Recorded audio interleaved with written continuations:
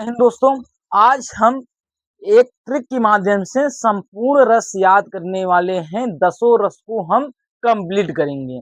मान्यता 9 रस की होती है, लेकिन मान लीजिए हमारे पास 10 रस हैं, तो हम 10 रसों को एक परिभाषा के माध्यम से एक ऐसा परिभाषा बताएंगे जो 10 रसों में काम आएगा। हाँ, ये हकीकत है। आपको एक ही परिभाषा याद करनी होगी और कुछ इसमें करना नहीं है। वही फार्मूला 10 रसों में आपको लगाना है। बस उदाहरण को आपको चेंज करना है, यानी उदाहरण को बदलना है। जो उदाहरण जो रस पूछेगा उस रस का उदाहरण आपको लिखना है और परिभाषा आपको सेम रखनी है। अगर टिप्पणी आपको मालूम हो तो लिखिएगा, नहीं तो नहीं लिखिएगा। ठीक, आज की हम क्लास में एक ट्रिक के माध्यम से ऐसा हम रस समझेंगे जो कि आपको कहीं भी समझाया नहीं गया होगा।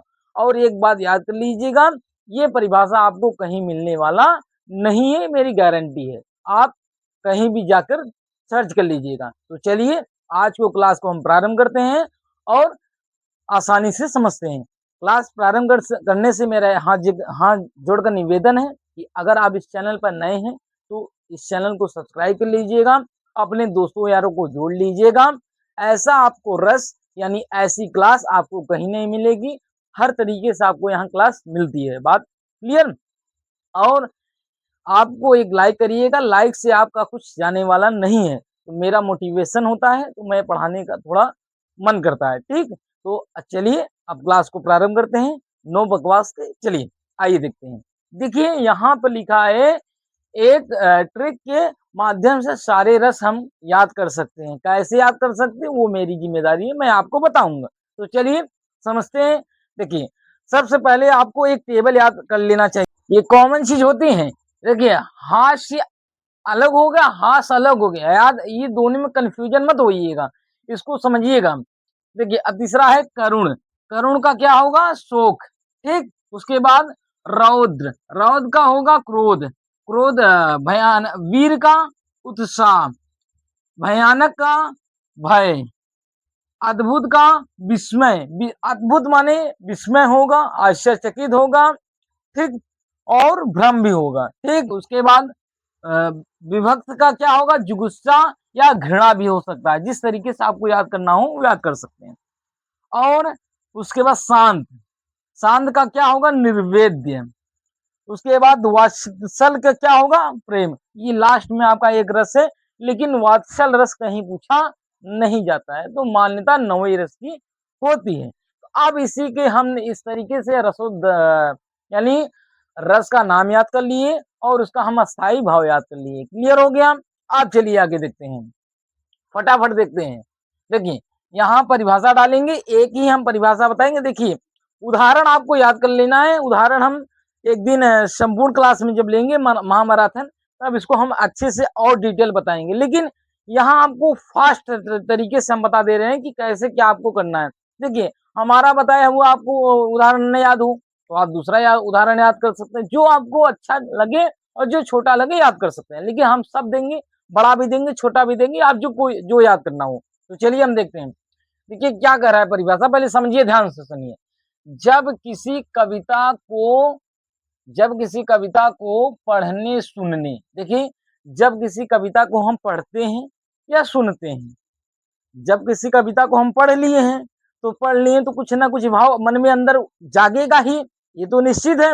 और सुनने में कुछ ना कुछ आपके मन में भी क्रियाकलाप होता है। तो 2 हो गए। उसके बाद दृश्य। दृश्य माने मूवी हो गया, नाटक हो गया, कुछ भी आप देखते हैं तो आपके मन में हंसी, दुख या शोक या क्रोध या कुछ भी देखने को आपको मिलता है या आपके मन में उत्पन्न होता है। ठीक, उसके बाद देखने पर, अब क्या करा है यहाँ? देखने पर अस्थाई नामक अस्थाई भाव। कौन नामक? यहाँ पर आपको क्या लिखना होगा? रति नामक। यहाँ रति नामक अब देखिए यहाँ पहले समझिएगा, जो अस्थाई भाव लिखा है यानी यहाँ लिखा है अस्थाई भाव, तो अस्थाई भाव क्या होगा? जो रस का आप लिख रहे हैं उस रस का अस्थाई भाव होगा। जैसे मुझे लिखना है श्रृंगार रस, तो श्रृंगार रस का भैया क्या अस्थाई भाव होगा? तो रति। तो यहाँ आप लिखेंगे रति, तो क्या कंप्लीट हो गया? कि रति नामक स्थायी भाव विभाव अनुभाव व्यभिचारी भाव विभाव अनुभाव व्यभिचारी भावों द्वारा पुष्ट हो तो वहां पर तो श्रृंगार डायरेक्ट आप लिख देंगे, यहां रस लिखेंगे, श्रृंगार श्रृंगार रस की निष्पत्ति होती है। याद रखिएगा, हमेशा उस उत्पत्ति मत लिखिएगा, निष्पत्ति लिखिएगा। निष्पत्ति होती है, रस की उत्पत्ति नहीं होती है। क्लियर बात? इतना आपको क्लियर हो गया कि नहीं? ठीक। उसके बाद फिर एक बात समझ लीजिए, जब किसी कविता को पढ़ने सुनने या दृश्य को देखने पर रति नामक स्थायी भाव विभाव अनुभाव व्यभिचारी भाव द्वारा पुष्ट हो तो वहां पर श्रृंगार रस की निष्पत्ति होती है। क्लियर? यानी आपको यहाँ पर नामक स्थायी समझ, जैसे यहाँ आता है तुरंत आपको यहाँ सबसे पहले ऊपर आपको क्या याद रखिएगा हमेशा कि अस्थाई भाव का नाम लिखना है, यानी उस रस का नाम लिखना है, उस रस के अस्थाई भाव का नाम लिखना है जो आप लिखना चाहते हैं। ठीक, वहां आप लिखेंगे उसका अस्थाई भाव और नीचे लिखेंगे आपका उस रस का नाम। क्लियर? इतना। अब उसी तरीके से आप यहाँ, अब उदाहरण हमने क्यों ना यहाँ लिखा हूं, क्यों जो आपको उदाहरण याद हो वहां पहला उदाहरण, दूसरा, तीसरा, चौथा, पांचवा, छठवां, सातवां, आठवां उदाहरण। तो एक उदाहरण हम बता दे रहे हैं, जिससे बतरस लाल लाल की मुरली धरी लुकाए सब करे भवनी हंसे दैन कहे नडी जाए। ठीक, ये श्रृंगार रस की उदाहरण है। ठीक, अब उसी प्रकार आपको आप कहेंगे कि हमें हास्य लिखना है, तो यहाँ पर आप हास्य लिख दीजिए, हास हो गया। ठीक, अब यहाँ पर आपका क्या हो गया, यहाँ पर आपका रस का नाम हास्य हो गया।